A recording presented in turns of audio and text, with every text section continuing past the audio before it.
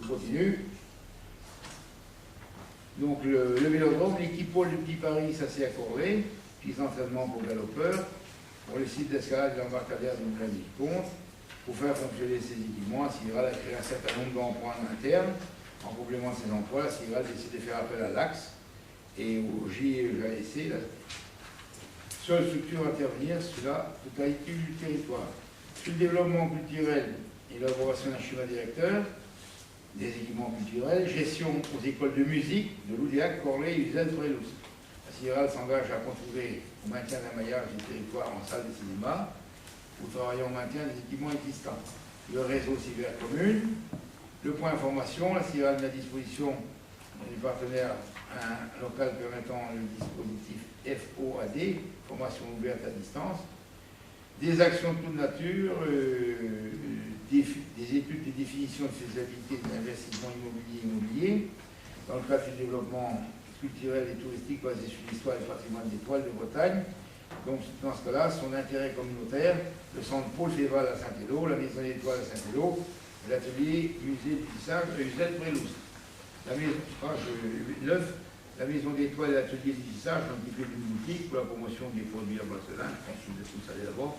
La gestion et le fonctionnement de ces boutiques sont assurés par la CIRAL. Soutien aux haras nationaux, par la création d'un emploi, je ne sais pas combien de temps que ça durera, c'est l'emploi de la monte en main. Bon, il y a un emploi payé par la CIRAL, pour payer entièrement, mais je pense que c'est 8 000 € qu'ils mettent. Ça va durer combien de temps? Ça n'en sait rien. À mon avis, ça va se terminer sans tarder. Parce que s'il y a plus d'une vingtaine de montes, au lieu de 50 au départ, ou 40, donc, mais dans les statuts, c'est mis soutien aux haras nationaux par la création d'emplois. Pour ceux qui ne comprendraient pas ou qui ont besoin de précisions, je le précise tout de suite. Jean-Paul, je sais que ça te concerne un peu par rapport à tes fonctions, enfin, à la société publique, et par rapport aux éleveurs, que l'emploi est là. Donc, réseau des bibliothèques, je vais terminer, puis des questions, je vais présenter, comme je vous dis. La CIRAL développe la lecture publique pour la mise en réseau de l'ensemble des bibliothèques du territoire, qui souhaitent adhérer au programme, modernisation de l'offre culturelle, développement des projets communaux, mutualisation des moyens, coordination des partenaires institutionnels, etc. Le point 4, d'avoir un intérêt communautaire, ça a tout voté dans la vocation de CIRAL, création, aménagement, entretien des voiries, aménagement numérique du territoire, mise en œuvre des actions, participation à l'élaboration des schémas, participation au projet Bretagne très haut débit, soutien aux initiatives de développement des autres télécommunications, courses de fourreaux, etc., etc. Les compétences facultatives, qui sont différentes, et vous avez vu le distinguo. Les compétences obligatoires, les compétences optionnelles et les compétences facultatives. Compétences facultatives, on arrive au dernier point, service public et au public, création d'équipements de services publics de proximité, son intérêt communautaire, la maison des services publics algériens, l'ancien tribunal, la défense des services publics, l'école et postes, l'action de défense des services publics, dans le cadre du dispositif dans la loi Pélissard-Fleur, les compétences scolaires et sociales, le transfert de compétences ayant pour objet d'assurer la stabilité budgétaire, action de défense, création des équipements de santé, d'intérêt communautaire, la mise en santé à Loudiac, privé, le Nord, Corlay. L'hôpital de jour à Loudiac et l'accueil de jour à Corlay, c'est un accueil de jour concernant la maladie des émeurs. Et j'arrive à la dernière page, en espérant avoir été succinct, malgré les 12 pages. L'action sociale d'intérêt communautaire exercée par le SIAS dans les compétences de la petite enfance et de la jeunesse et la politique en faveur des personnes âgées handicapées et déficientes. La gendarmerie, qui vient construction et gestion immobilière de locaux à usage de gendarmerie à Joumla. Bon, je pense que c'est peut-être une erreur. Il va être construit pour 4 gendarmes et l'État va n'en mettre que 3. Peut-être que 2, qui sont mobilisés sur plusieurs fronts actuellement, parce que c'est vrai qu'il y a besoin de gendarmes sur plusieurs fronts. Finalement, ils vont peut-être en mettre un. Donc on va dépenser du fric pour en mettre tout là. C'est un peu ironique ce que je dis. C'était prévu pour 4 gendarmes, on a appris qu'ils n'en mettaient que 3. Et qu'il y a besoin de renforts avec des bonnets rouges, ils vont peut-être en mettre qu'un.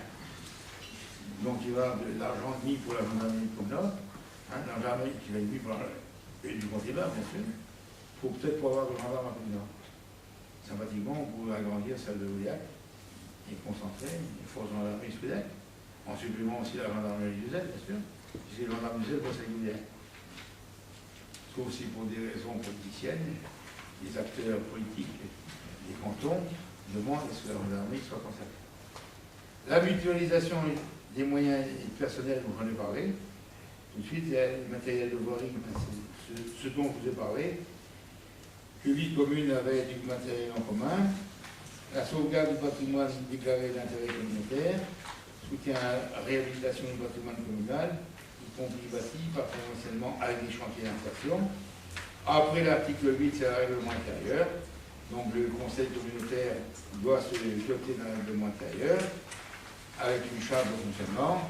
Et dernière page, les budgets annexes gérés par la nouvelle communauté. Cette liste pourra évoluer sur une mission prise par le conseil communautaire.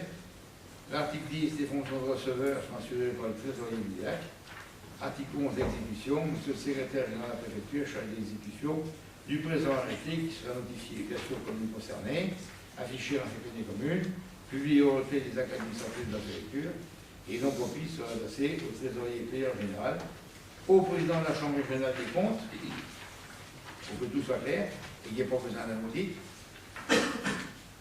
et au directeur des services extérieurs de l'État intéressé. J'en ai terminé. Intervention. Monsieur le maire, je voulais revenir sur les accueils périscolaires dans les communes. Il y a l'ensemble des accueils périscolaires et dont Uzès, par contre, est géré par l'intercommunalité, donc les 3 communes. Uzès, la Villeneuve et les principales. Oui, sachant qu'il y a Uzès qui a des écoles, sachant qu'il y a Uzès qui a des écoles. Oui, Pas d'école à Villeneuve ni à Saint-Rémy. Non, au niveau du périscolaire. Ah, le périscolaire. C'est une des compétences de l'intercommunalité du Pays-de-Zèle. Je voulais donc savoir un peu plus sur comment ça va être géré, puisque normalement, les communes gèrent le périscolaire. Oui. Alors, après cette modification, apparemment, est-ce que M. Pierre Leunico n'avait pas souhaité, lui, changer, Si. garder l'accueil du périscolaire en intercommunalité?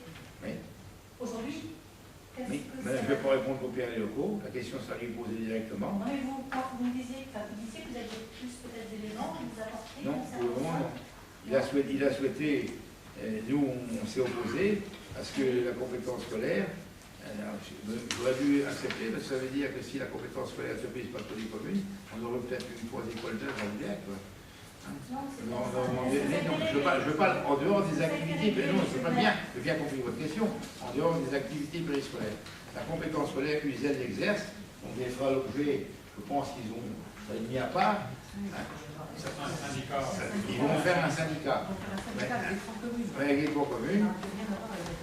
Il n'y aura plus, non, ils ont un budget propre. Ils ont un budget propre.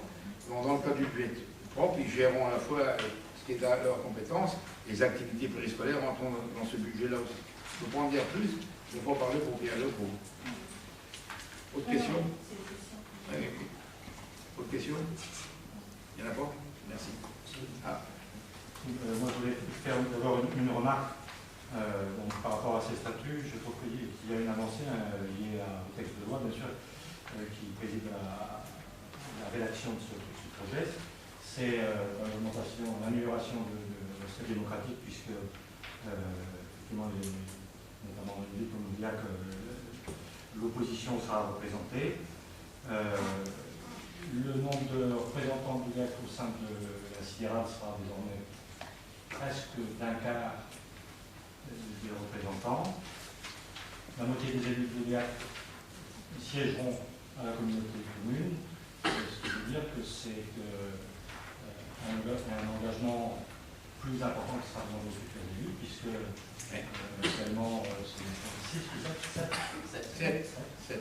Donc ce sera plus du double, et que les compétences ont tendance à augmenter au niveau intercommunal. Les compétences, ça veut dire que la présence dans les commissions, la présence dans les différents organismes représentatifs, etc., sera très important. Très bien, on est en pleine phase, pleine phase. Hier, j'avais la réunion avec notre groupe, et je dis aussi que, parce qu'il faut que ceux sur la liste municipale qui souhaitent être conseillers communautaires soient ciblés par un astérique, etc. Et je dis exactement la même chose hier soir, pour ceux qui étaient là, tout le monde était là, de dire que ça demandera un engagement plus important. Parce qu'actuellement, on est 7, c'est vrai, et les 7, il y a moi et 6 adjoints. On est 7, il y a 7 adjoints, mais en titulaire. Il y a très peu de conseillers municipaux en suppléant. Donc il y a Marie-Lise qui n'est pas en titulaire, et en suppléant. Et c'est vrai qu'on est, les adjoints, on est là à chaque conseil communautaire, et présent dans les commissions, ça veut dire, et moi je le dis aussi, en informant bien, démocratiquement, que ceux qui veulent, sur la liste municipale, être ciblés, c'est pas moi, fichu non plus, je prends rien seulement numéro, mais il faut qu'ils envisagent qu'il y aura beaucoup plus de soirées, parce que c'est du boulot. Il y aura le conseil communautaire, donc des 6h à 10h, plus les commissions. Il faut bien avertir, il n'y a pas de cachotterie là-dessus. Je préviens que nous aussi, sur notre liste, ceux qui veulent être conseillers communautaires, ça veut dire qu'ils vont prévenir leurs conjoints et leurs conjointes que la soupe sera au sol à 8h. Et il y aura des réunions à 11h et minuit le soir. Non, pas 11h, tellement minuit, mais 10h30, 11h le soir. Parce que l'implication de par la loi fait que, c'est vrai, la moitié du conseil municipal, 15 sur 29, 15 sont impactés et les conseils communautaires dans les séances plénières et dans les commissions.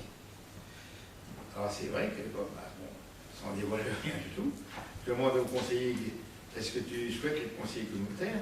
Oui, non. Ou est-ce que ta tâche au conseil municipal te suffit à travers les conseils municipaux, à travers les différentes commissions, parce que le conseil communautaire va entraîner, c'est vrai qu'on a un fonctionnement avec les adjoints, c'est vrai qu'on est adjoint, il faut dire qu'on est corollaire, merci, mais c'est normal qu'un adjoint s'implique plus qu'un conseiller municipal.